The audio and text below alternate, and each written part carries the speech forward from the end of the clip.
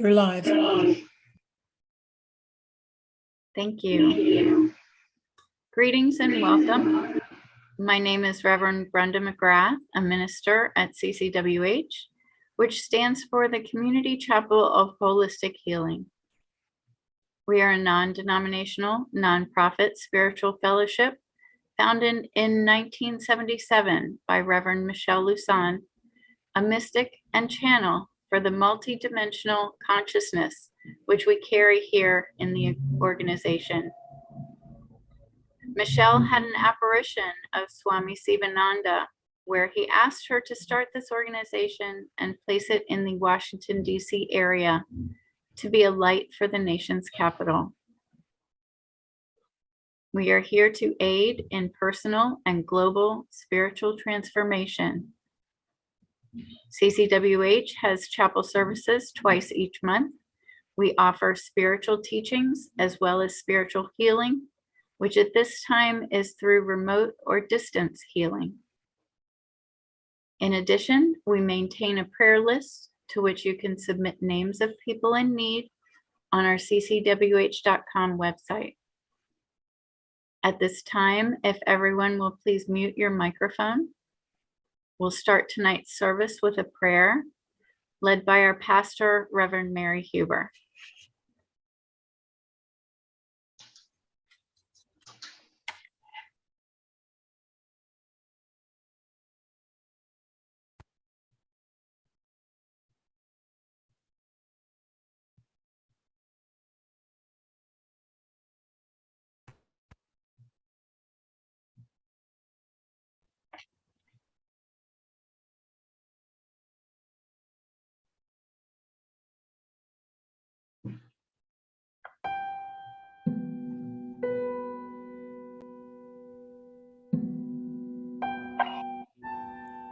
Divine Creator, we ask that the light of highest awareness fill the minds and hearts of those who are open to your light. We ask that they be assisted and strengthened in their resolve to achieve peace using peaceful means. May their minds, their hearts, and their actions reflect the divine will to good for all. Comfort, strengthen, and support those who are in a difficult situation in their mind, body, or spirit.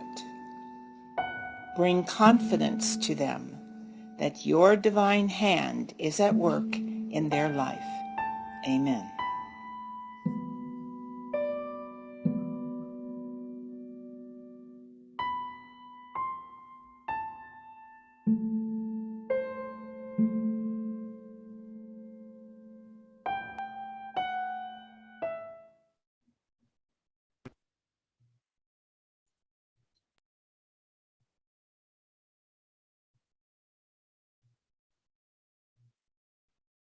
We start each service by reading the affirmations of faith, hope, and charity, known to us as the three healers. These were channeled from Spirit for the purpose of balance and harmony in all of our energy systems. I invite you to read along with me so that you can also benefit from the alignment they create. The faith affirmation. I believe in the spiritual existence of myself as a perfect image of the divine creator.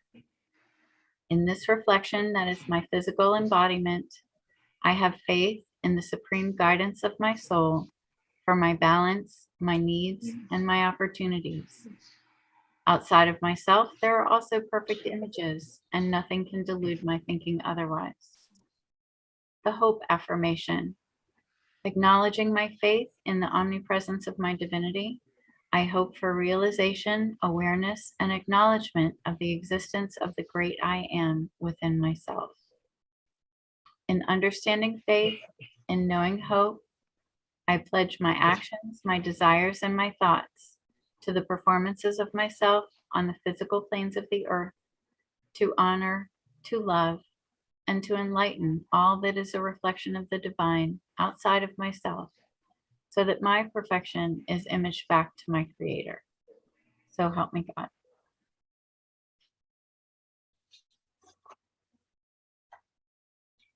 For tonight's topic, we're going to have a question and answer period following the meditation. So please feel free to put questions into the chat or hold them until the end when we stop the recording and open the floor. You'll be able to ask Gloria questions, share what you've received from this discussion, or maybe share your own insights on what has worked well for you, maybe a particular tool or technique that may benefit others. So now I'd like to introduce our speaker, Reverend Gloria Cousar, who's a former CCWH pastor and was ordained in 1980 by our founding pastor, Reverend Michelle Lusson. It's a special treat for us to hear her wisdom and experience, and she will be discussing the topic of invoking your higher self to receive personal messages. Thank you for being here, Gloria. Thank you, and you're welcome. I appreciate the opportunity to share with you and those listeners tonight and afterward a few of the insights that we refer to as our higher self. What it means to invoke the higher self, and how our higher self operates in our day-to-day life. We're also going to explore how we can consciously attune or harmonize with our higher self, as well as receive personal messages and communications from the other side. Throughout our journey in understanding who we are as a soul, there have been a lot of confusion in humanity over time about who we are, why are we here, where are we going, the great metaphysical questions. It is as a result of the filters over time, be they the traditional churches or superstitious behavior, or the eras of darkness that somehow settled in on humanity, barring the true knowledge and information about the answers to those questions have come about from time to time. And you can go back over the 200,000 of years that we have been on the planet and trace what we know about ourselves, which today seems to be we're still beginning to find out. The veil is being lifted.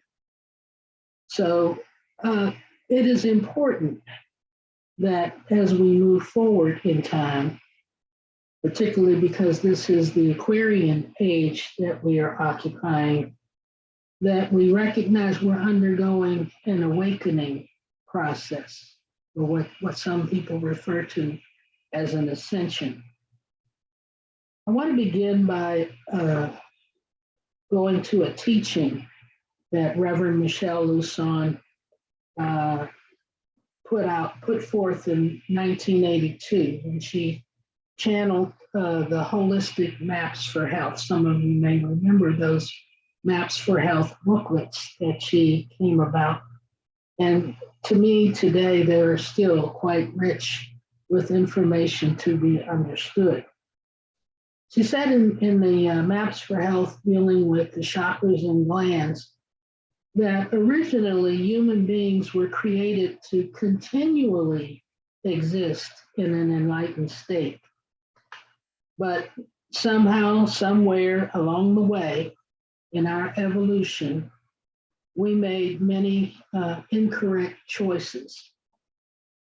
And by making those incorrect choices, we limited and restricted our higher potentials. Now, think again, we're always intended to be enlightened beings. And then all of a sudden, or not all of a sudden, but along the way, we lost those capabilities and became restricted. This happened at the point where humanity, I would say, began honoring our physical condition, our external power and manifestation over and above the existence of the soul. In fact, at a point in time in Atlantis, the politicians stopped regarding the guidance and participation of the priests and the priestesses from the temple who consulted with spirit to assure the guidance to take. Well, as a result, we lost our awareness of our higher powers to do so, higher powers that are within each of us, and the knowledge and awareness of where we came from, who we are. So several millennia years later, we are still learning or returning to the expansion of consciousness to understand who and what we are as souls and how we can regain that enlightened awareness as multi-dimensional, eternal beings. By working on our spiritual development, this can happen. But we don't always think of ourselves as eternal beings. We'll in some way ask your name or who you are. You're going to tell them what your name is and where you're from.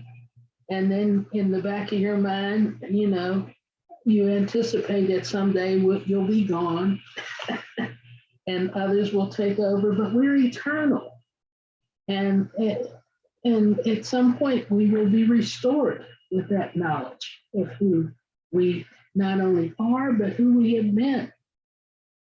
Now, frequently these days, many metaphysical teachers have become more comfortable in acknowledging that each of us is human and divine. Michelle was doing this way back when, when it was almost dangerous to admit to being metaphysical. In other words, we are one with the divinity that brought us here in the first place. Now, there were times in history, and perhaps some of you had lifetimes back then when it was dangerous to admit to the fact that you could communicate with spirit, that you received messages and direction from outside of yourself. Well, they look at the example of Joan of Arc and what happened to her, or the many people who were killed during the Inquisition, the Spanish Inquisition. Sad as those facts are, and still today, there are folks who will deny that we have direct access to that we call God or the source or all that is, the I am presence, and do so vehemently. This is beginning to fade. People are beginning to question. People are beginning to learn new concepts of who we are and that we in truth are eternal beings. Even the Bible gives direction in the words of Jesus, the Jewish master, who said, "Don't you know that ye are as gods?" This means that God, the source of all that is not some elderly, all-powerful builder, bearded man up in the sky or out there who is separate and apart from us. God is within us. We are part of God. We are unique parts of God. A description of this truth is also mentioned by the channel Abraham. Some of you may be familiar with Esther and Jerry Hicks, who explain that each of us is an extension of Source, meaning the God of all that is, the great I am. We are extensions of that. Abraham explains that you and what you call Source are the same. You cannot be separated from Source. And Source is never separated from you. When we think of you, meaning the guides on the other side, when they think of us, they think of Source. The Source never offers a thought that causes separation from you. So God doesn't think of us as other than in the oneness that we all live in, on some level of ourselves. And that level, I maintain, is the higher self. We can, however, offer resistance, a lower vibration that hinders our natural connection to the Source, because we all have free will on this planet. And I'm told that not all the planets have free will operating as the context for life. And yet we do here on Earth. So we can choose to emit a lower vibration. The question arises then, if we are not ever disconnected from our divinity or the I am presence, how can we bring about a greater conscious awareness of the divine aspects of ourselves? Again, I refer to what Jesus taught. He said, in my Father's house, there are many mansions. If it were not so, I would not have told you. I go to prepare a place for you. Now, the meaning that I take from this is that we as eternal beings exist on many levels and in many different dimensions of spirit life. Those dimensions can include the dimensions of the angels and archangels. Those dimensions can include the brotherhood and sisterhood of light, some of us call the Great White Brotherhood, or other ascended masters, like Sivananda, who came to Michelle. Other dimensions can include our ancestors, who are still in instances who are light workers at this point, are looking out for us, and that we can draw upon them. In fact, in the Hawaiian tradition and in various African traditions, people do call upon their ancestors to help out. I even see it during a football game. When they make a touchdown, they look up to heaven and say, thank you, or this is for you. Among the Catholics, which is what I was originally raised, we have saints that, again, depending upon your belief, can be called upon and active in the addressing the needs that we have from time to time. Growing up, I had a couple of aunts, my father's sisters, and one day I heard them from the back of the car we were riding in say, Saint Anthony, please come around. Something's been lost and cannot be found, and it is our keys. Well, that had a big effect on me, and I decided at one point to try it myself. And ever since then, whenever I call upon Saint Anthony, or I lose something and I can't find it, I immediately launch into Saint Anthony, please come around. And believe it or not, I find it. And it could be anything. So I'm grateful for that. In another instance, Saint Jude, the patron saint of impossible things, helped me out when I was in a fix, trying to go to work and leaving my car on the street with the motor running. And I had locked myself out of the car, and I was locked out of my office, and I just didn't know what to do. Well, all of a sudden, this man came walking down the street. He looked like somebody who probably lived on the street. He said, "Oh, you're having trouble." I said, "Well, yes, I am." And I was a little hesitant, but he said, "You got a hanger?" I said, "Oh, well, yeah, I guess I can find one." And lo and behold, I was able to find a hanger. He said, "I'll stand back." And he put the hanger inside my car window and opened up my car.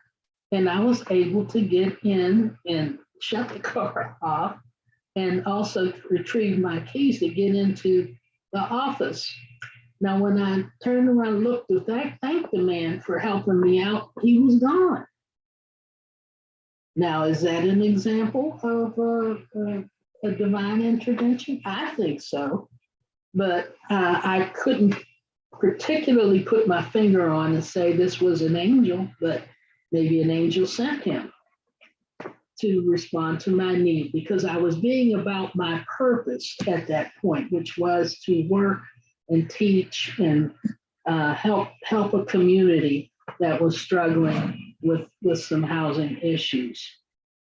So your spiritual blueprint is important and comes into focus when you talk about getting guidance from sources beyond just what's here on earth. The highest state and the highest level of God consciousness of which we are comprised is what I mean by the higher self. That to me constitutes the higher self. And although from this earthly existence, we're not always aware of our higher self, we're not always able to stay in that state. Our God divinity is ever connected to us. Just because we take our eyes off of God doesn't mean that God takes God's eyes off of us and knows all that's going on. That's the power of being in spirit, as well as being everywhere at once. We said a faith affirmation at the beginning of the program, and in it makes a reference to asking for the guidance of our soul, for our balance, our needs, and our opportunities. That's a powerful statement.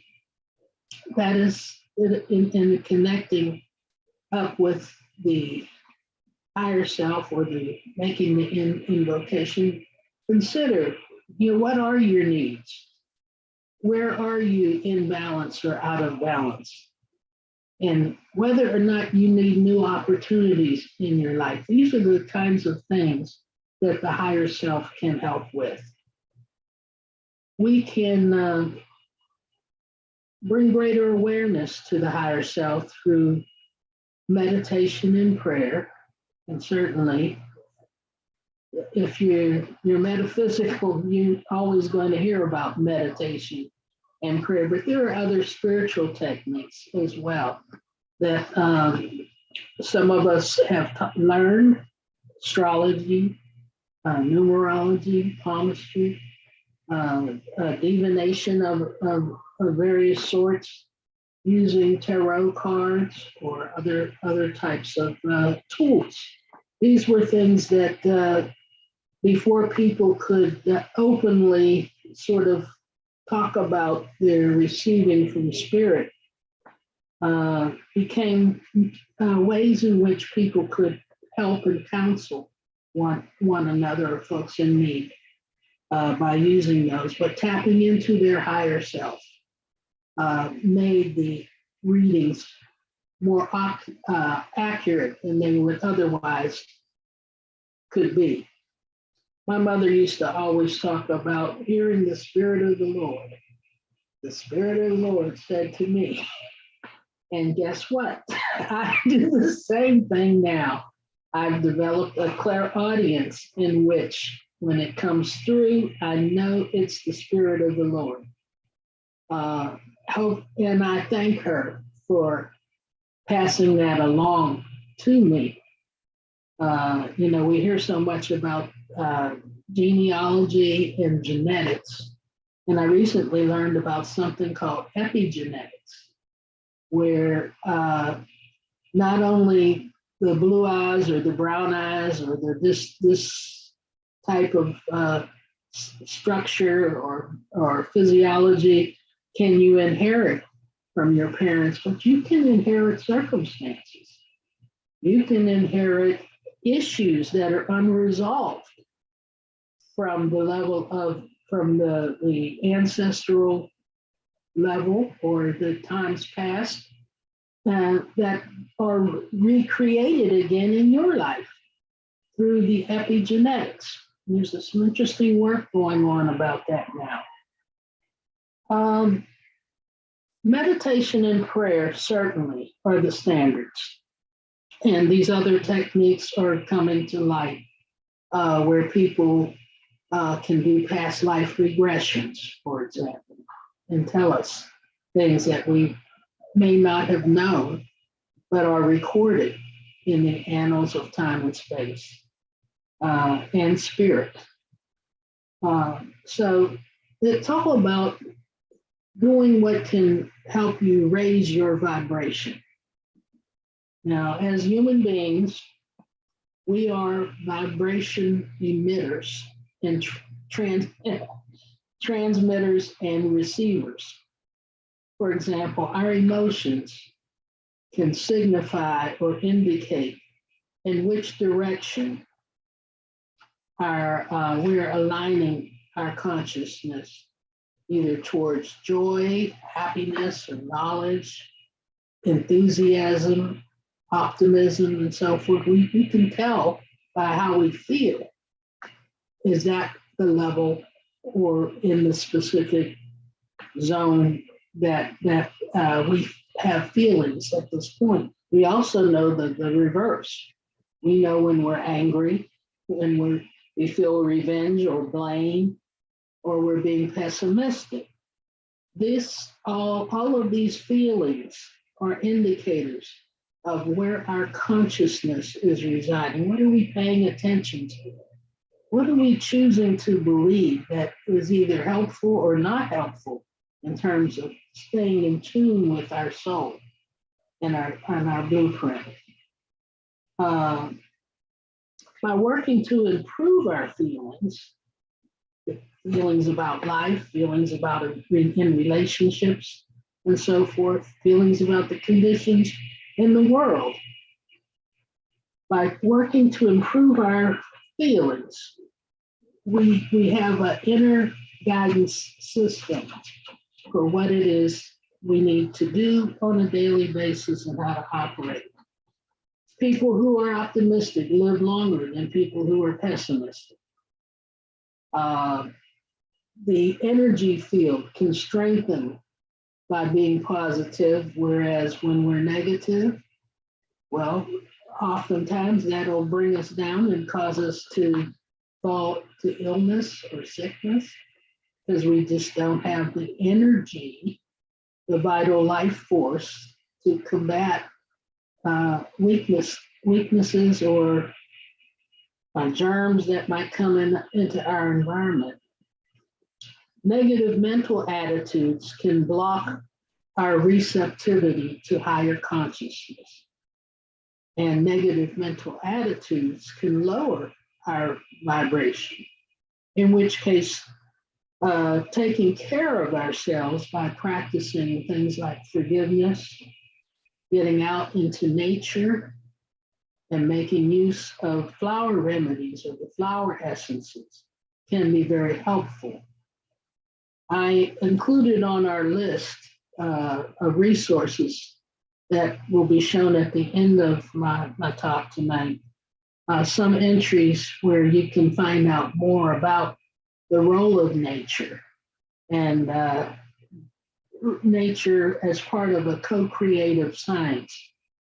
We had a ministerial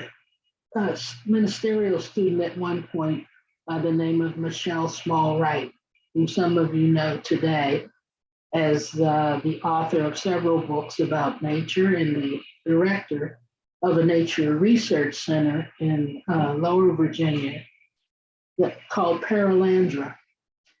And Paralandra produces flower essences from vegetable plants and flowers and are distributed internationally at this point because of their effectiveness. In the beginning, in working with Michelle, we used to meet in a little teepee that she had on her property. That was the center of the garden. That was the beginnings of the garden. And before she had written her autobiography, we did a attunement in that teepee. And lo and behold, through my ear came the message as to what she could consider calling her book, which was Behaving as If God in All Life Mattered. And to this day, I think that it is such a fantastic example there in Paralandra of nature as part of the spiritual kingdoms, the spiritual dimensions, and resolving imbalances and actually achieving balance in nature in ways that are not possible when we use other artificial means. So another source that I would recommend for new information about nature and about Gaia, the planet,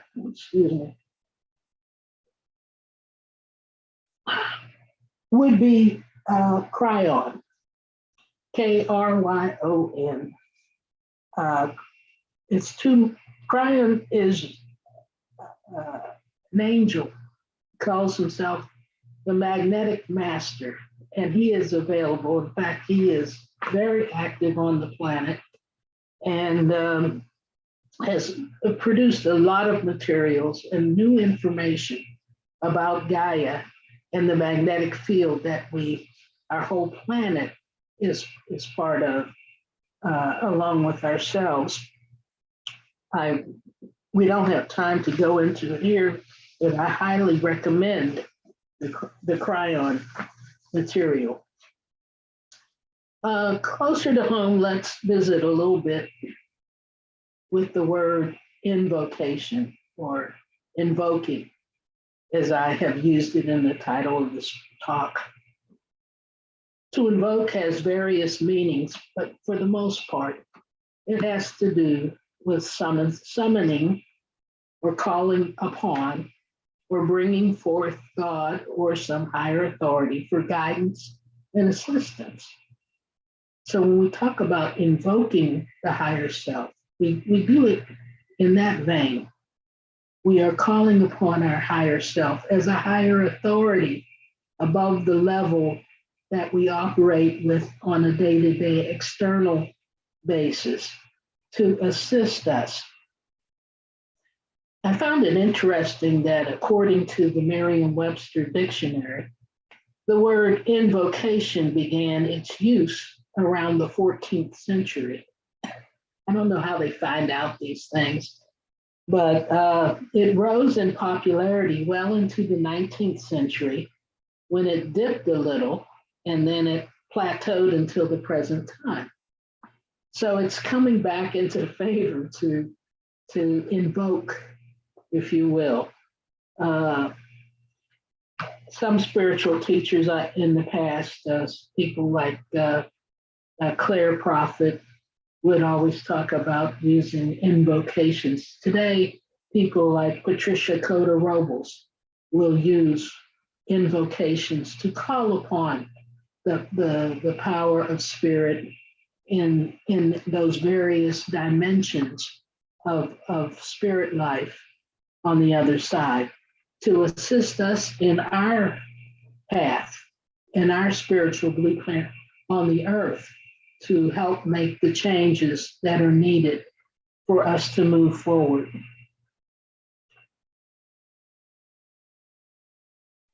Gloria, Yes. if you don't mind, I'm just going to go ahead and share that references list. While Okay. you're talking, people can look up the specific references that they might Yes, be interested and in. if they want to get a copy of it after the program, they can write to info@ccwh.com. And we've also added it to the chat so they can download it directly from there. Okay. Well, moving on. Whenever we invoke the higher self, that is to call upon, we are, and we should do it before we engage in any other type of practice, whether it's meditation. We call upon our higher self to assist us in that particular practice or form, whether it's using a pendulum, whether it's getting a reading and so forth. Just invoke your higher self to be a part of that experience. The higher self, the I am presence that we're reaching out to, is a matter of privilege, since we are in fact children of the highest. We are children of God. Paramahansa Yogananda, the founder of the Self-Realization Fellowship, was the first Eastern yogi to travel to America back in the 1920s for the express purpose of teaching meditation and yoga to Westerners. He wrote that a prayer should be a demand of the soul, that God did not make us beggars. He said that the secret of effective prayer is to change your status from beggar to child of God, that to be a recipient of God's guidance, in order to be a recipient of God's guidance, we must enlarge our capacities and our faculties through the practice and through spiritual self-development, not merely just by believing it is so. It's not enough to just believe, or as it is said, faith without good works is not valued. Paramahansa Yogananda further explained that learning to be still in the body and in the mind by sitting in the silence can disconnect the mind from sensory distractions and from otherwise a ceaseless flow of thoughts, that where motion ceases, the perception of God begins. And I had a personal experience with that as I was preparing to engage you this evening. I had so many interruptions and so many distractions. I had to turn everything off. Alexa, I told her to go home and be quiet, because again, it is the silence that should be valued.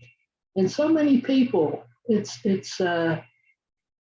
want always to be plugged into something, to have some kind of external stimulation that keeps them from experiencing the silence. And sometimes it's out of fear of the unknown. But there is so much richness there for us to discover. I know that many of us have and continue to benefit from receiving spiritual guidance from external channels, psychics, mediums, gurus, ministers, or other spiritual counselors. I know I keep up with the field, so to speak. And hopefully that will continue, that we will be inspired by their work and their service. But we also need to use discernment in what we view and what we give attention to. And we can invoke the higher self to grant us with that discernment, so that we are not led astray.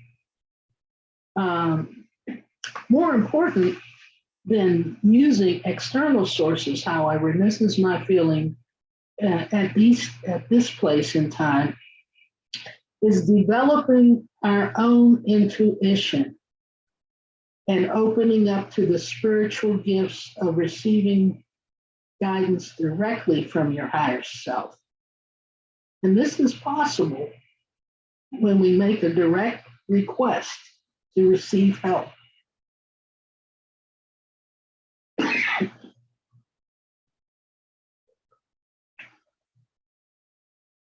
Besides the direct request, we should also commit ourselves to a practice, hopefully a daily practice of attunement, which simply means harmonizing and listening or becoming aware of the answers being given. And that requires patience. This is not going to happen overnight. But if we are attuned, if we are looking out for it and sincere in our asking, it will develop. The benefit of doing so goes far beyond monetary value, given that we are part of the collective shift that our solar system, our planet, and humanity is going through at this time. We call it the ascension or the shift.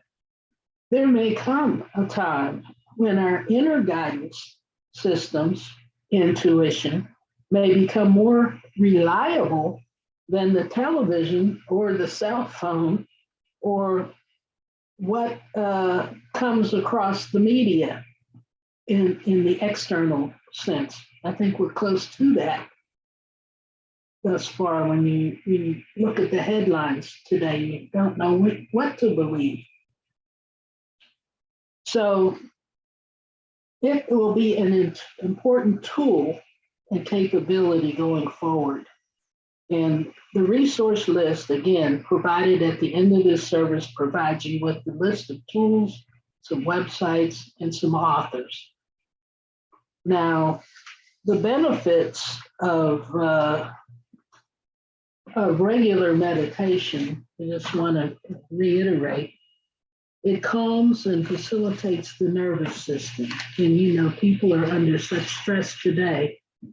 The Dalai Lama called the media the nervous system of society, and it's under constant shock and awe these days.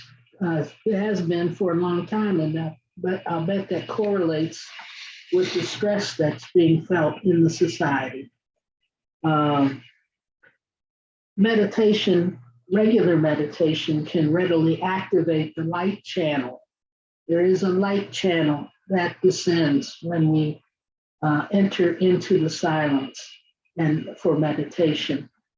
And it draws light, divine light to us to help clear energy blockages and to help heal etheric issues. The inward focus of meditation heightens and expands our spiritual awareness, leading to cosmic consciousness. And it develops receptivity to communication with higher self, spirit guides, or teachers, or even ancestors. Meditation will sharpen your clairsensitivity. That means the extension of your physical senses into the inner world, the inner life. And I'm going to turn over to Brenda at a point in time, an exercise that we will go do together that was developed by a woman I met recently. Her name is Phoenix Rising Star. And she has developed a guided meditation, many other meditations through her work with the angels. The angels have been giving her these meditations. And so we thought, as a way of you experiencing these sensations that will be able to be developed inwardly, that we'll have Brenda take you through that. And then following that, we can have the Q&A. Thank you so much for your attention thus far, and I'll turn it over to Brenda. Thank you, Gloria. I'll go ahead and lead us through the meditation for, it's called Our Senses by Phoenix Rising Star from the Hollow Bone of Healing book that was published in 2019. So I invite you to get comfortable. And as you do this, just center your awareness in your heart. Allow your breathing to become slow and rhythmic at a rate that works for you. It's easy to train the body for relaxation and even transformation through the breath and through the heart. We're about to open up all of our senses. And we're going to begin with our skin. Our skin is the largest organ, and as such, it has sensors everywhere. Your skin is actually very adept at sensing energy. You might have noticed having goosebumps in the past, or chills, or even hot flashes. That might have actually been angel flashes and not necessarily hormonal. And certainly there are other senses as well through your skin. As you turn your awareness to your skin, just allow your senses and your knowledge and your awareness to open up, to experience what it's like to sense source through your skin.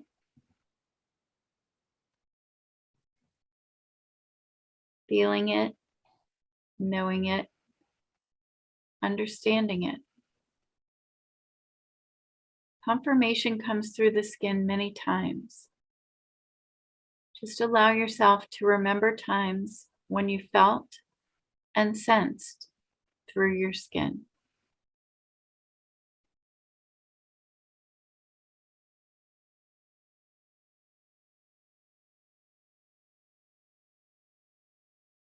Next, we'll turn our awareness to our eyes, but not our physical eyes.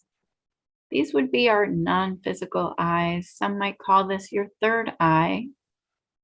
In addition to that third eye, there are so many other non-physical eyes. Most of them are in the center of your forehead in a straight line, and there may be others. As you turn your awareness to your non-physical eyes, allow these eyes to sense energy. Energy can appear as colors or forms of light, maybe even symbols. With your intention, open your non-physical eyes to be aware of how you perceive energy in this way, and just allow.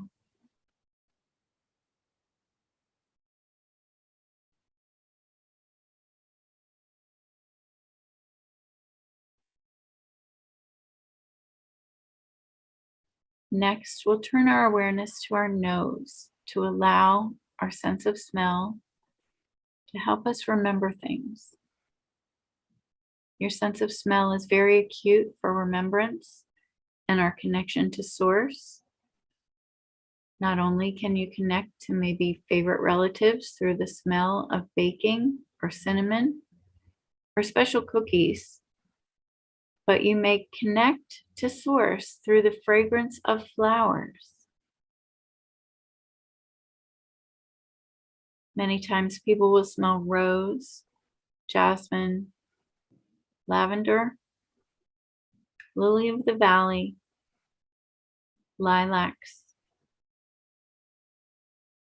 and the list goes on. With your intention, open up your olfactory sense so that you can sense the presence of source with your nose. It's very helpful to be able to smell roses and to feel that love.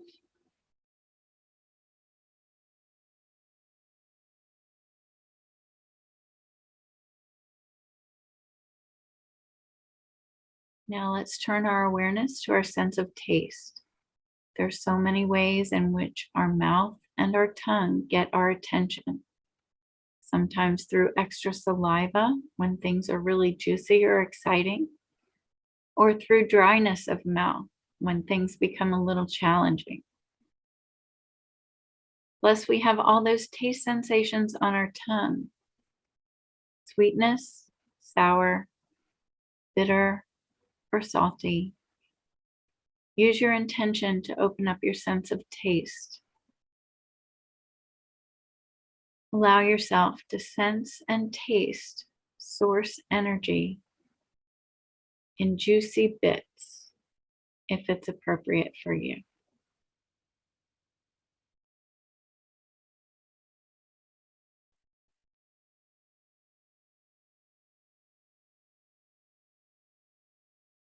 Now turn your awareness to your ears, not your physical ears, your non-physical ears, those that allow you to hear tones or frequencies or signals not of the physical world, maybe even conversations that no one else hears. If you've had a persistent ringing in your ears, it may be source energy trying to get your attention. Just allow your ears, your non-physical ears, to open up and sense the beautiful tones of source energy.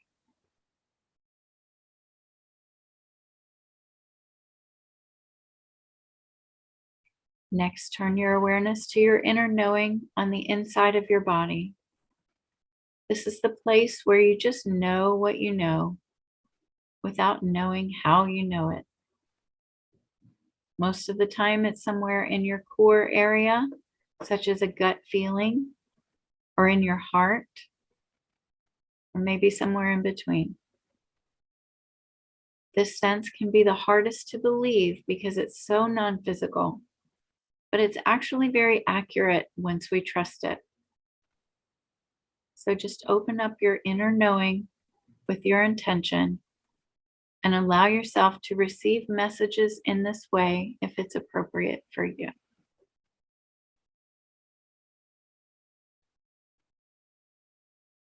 Many people will experience source with multiple senses, not just one.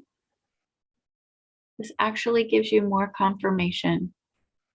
If you can sense it on your skin with goosebumps and maybe hear a tone and just know that it's the voice of an angel, that's pretty good confirmation. Just know that source energy will find the best ways to connect and communicate with you. Now that you've opened up your senses, it'll be so much easier for both source to connect with you and for you to receive your guidance. Note that all of these senses send their vibrations and perceptions right to the heart, so that your heart can discern and interpret what is right for you. Honor what your heart is saying and know that you will continue to have a better connection the more you continue to open your senses to source. For now, just allow yourself to be held in the loving vibrations as you allow all of your senses to be open to source.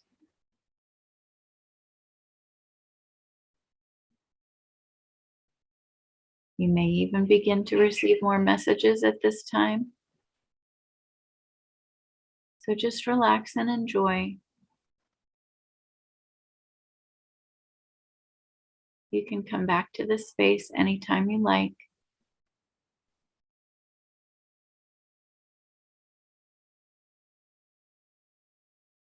And then reflect. What did you notice about your sensing with your skin?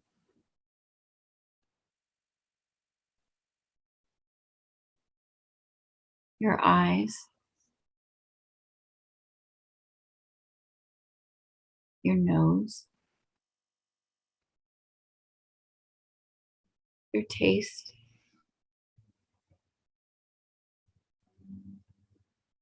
your ears,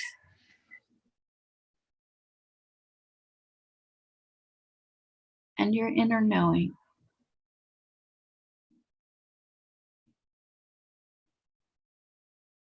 Maybe it surprised you.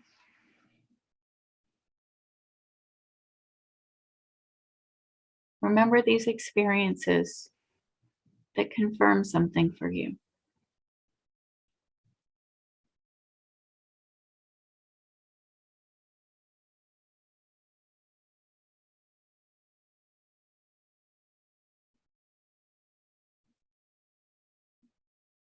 Bring those thoughts back with you as we bring our awareness back to our seats. Taking a deep breath. Maybe move your fingers and toes around a little bit. Back in our physical bodies.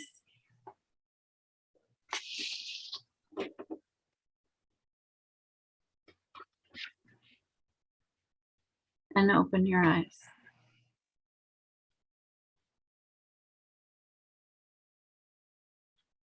I want to thank our online participants from YouTube or Facebook Live for tuning into our service.